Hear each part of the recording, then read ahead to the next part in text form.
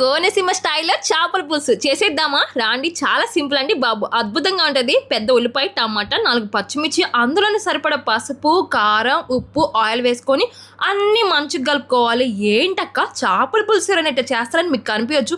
నేను చెప్పినట్టు ఒకసారి ట్రై చేయండి, టేస్ట్ మాత్రం అద్భుతంగా ఉంటుంది. ఏంటక్క కాసింత స్లోగా చెప్పరాదే, ఎందుకక్క అంత స్పీడ్ అంటారేమో. ఏం చేస్తాం, 1 minute చెప్పాలి, మళ్ళీ లెంత్ ఎక్కువైతే మీరు చూడలేరు కదా, మరి అందుకే ఇంత స్పీడ్గా చెప్తున్నాను.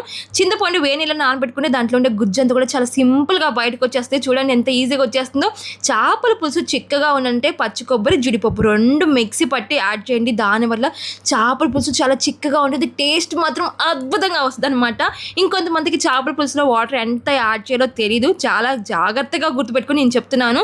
ముక్కలు మునిగేంత వాటర్ యాడ్ చేసుకుంటే సరిపోద్ది. ఇంక ఇలా అన్నీ వేసేసుకొని లాస్ట్ ఉప్పు కారం సరిపోయిందని చూసుకొని స్టవ్ పైన పెట్టేసేసుకోవడమే. మసాలా ఎప్పుడైనా సరే రోట్లోనే దంచాలి, అప్పుడు దాని టేస్ట్ చాలా బాగుంటుంది.